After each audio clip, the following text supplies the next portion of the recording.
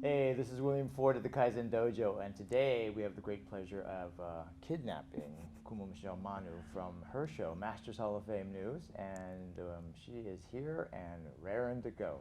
Kumu, how are you? Good. So nice How are to you? have you Thank here. you. Great. Nice to be here.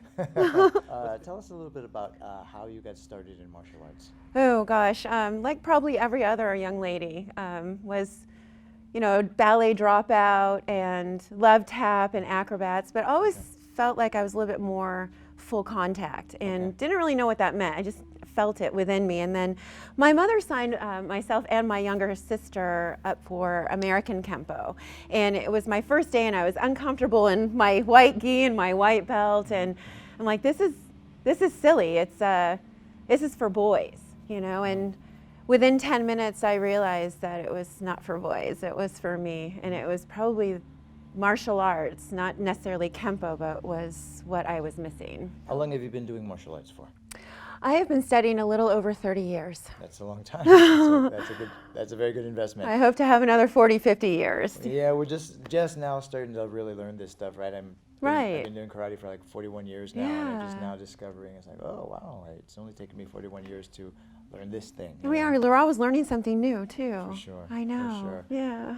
You started in other martial arts, but eventually your path was, it came up, you were led to the Hawaiian art of Lua, the ancient art. Correct. And this is under Olohe Sol Kahewalu, correct? Mm-hmm. Correct. Great. Tell us about that, how you met him, and tell us a little bit about that journey. Oh, goodness.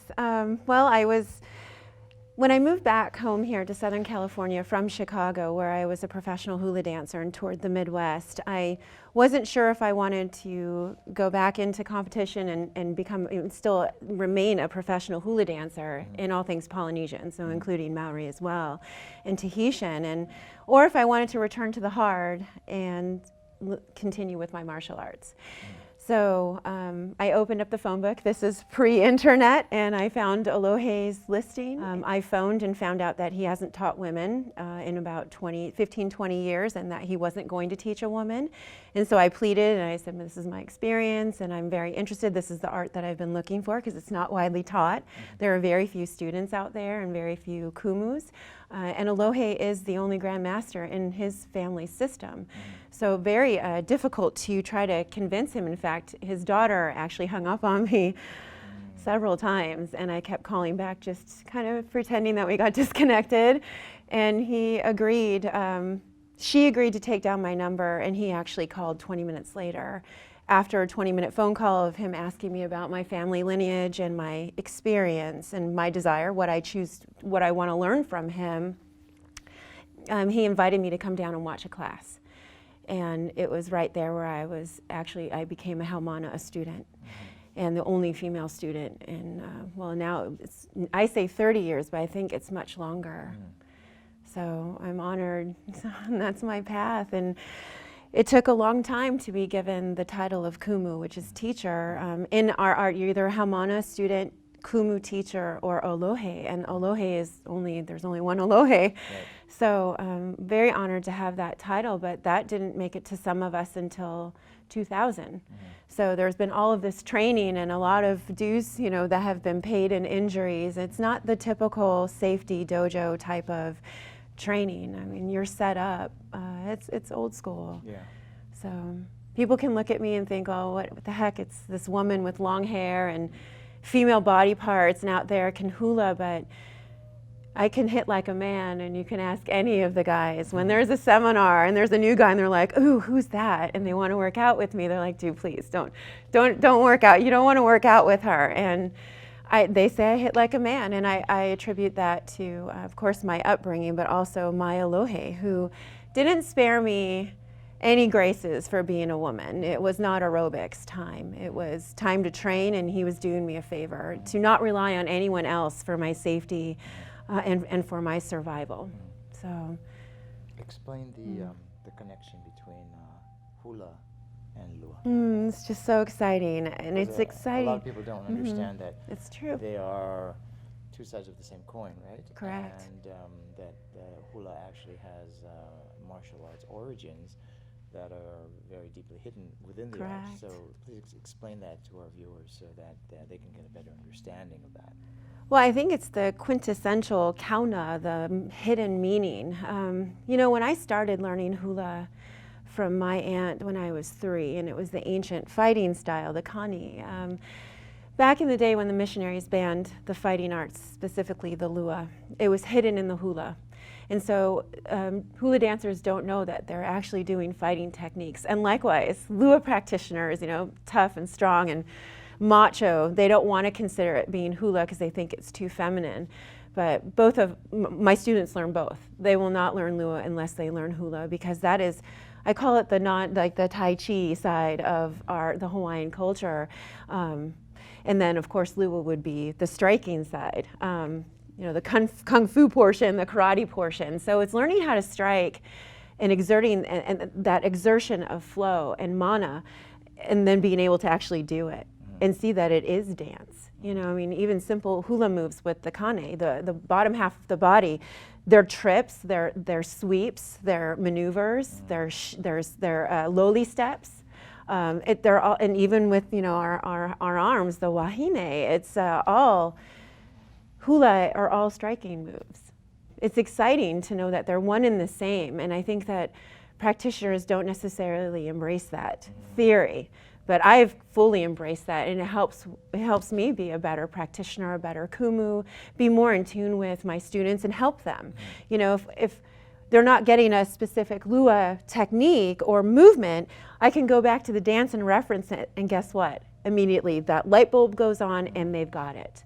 So they are one and the same. It's just how the practitioner chooses to show that energy. What about the weapons? I know that you actually make the weapons yourself. They're all wood-based, correct? Correct. Wood, rope, all Correct. natural. All natural. Natural materials. Is that something that is taught? Like how deep into the training before somebody actually gets to start to handle the weapons, or is that a very individual thing when that person is ready? That's such a great question. To be honest, the Lua Halau Kahewalu is just Lua. There is no metaphysical training. There is no lomi lomi training. We're supposed to know medicine, chiropractic, energetic flow, how to not just dislocate someone but also heal them. So that is something that Olohe Kahewalu expects all of us haumanas and kumus to train on our own. So I study anatomy and also all of the metaphysical, and you know, the stories of back in the day where the warriors were truly machines. They were these metaphysically highly tuned, in tune with everything around them and with themselves, and so including their weaponry. And they had to have known how to make their own weaponry. I mean, you can't stop the battle and say, I gotta go back to the village and fix my weapon, you know? So it's either that or they go hand to hand at that point. But in the Lua Halau Kahewalu, it's not required to learn how to make your own weapons. Olohe expects the kumus to learn how to make their own. And I don't know about other kumus, but I have strict orders to learn and continue to grow in making the wood weaponry as the only woman in history to make such weapons. And that also, again, makes me a better kumu and a better practitioner myself. And it's interesting to relate the lua weapons to the hula implements, you know, the double sticks, and then the pohaku, the stones, which is the ili-ilis, you know, the lava rocks. And, you know, I mean, that was one of the most effective weapons, was the slingshot against Kamehameha in Kauai. I mean, that's the only island that was never taken over because of the pohaku. You know, we have pohaku, the poi pounding, so different types of techniques too, where we mimic an item, not necessarily an animal. So I'm very grateful to work with two of my other kumus who've been with Olohe Kahewalu since '67 and '73, and one is a professional woodworker, of course, and so it's just very amazing to learn from them and kind of have that moment with wood from the moment that someone places a special order, I'm making it for a specific student or anyone. It's like this process of spirituality happens, and wood talks. And I know it sounds crazy, but I can be at a wood yard and lumber yard, and I'll know exactly what piece I need to choose. And how much, and then I bring it back to the wood shop and the goggles go on, and it's like, it could feel like 30 minutes, but actually 9 hours has gone by while I pray over that weapon and pray for the practitioner that it belongs to and for anyone that touches it during its lifetime. So that's the weaponry. It's pretty exciting. Very fascinating. Yeah.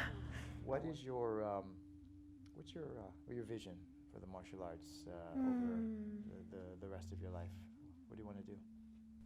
It's funny, being part of studying metaphysics is to shed and have no mind, shed labels, shed titles, shed associations, so that one can free themselves and truly embrace all of, source or creator, creative energy. Yet I find myself really stuck in, I'm a martial artist or I'm a kumu. I mean, this is a sense of a level of accomplishment and what we can give back to the community, but my vision is to continue to expose Lua, specifically the Kahewalu Lua, and help keep the Hawaiian culture alive. Really important that my haumana, whether they stay with me for 3 classes purely for self-defense and combat, or if they stay for the rest of their lives, it's important that their character is strong, because I won't have any poor character in my group. So that's really important. It's not just pay $75 a month and you get unlimited classes and you're 6 and you have a black belt. That's never going to happen. So my vision is to keep this pure, but also meet people where they are right now, and absolutely mix the hula and the healing, and the spiritual healing as well, the ho'oponopono, We stay the same, then how can we ever advance? So that's really important when I teach.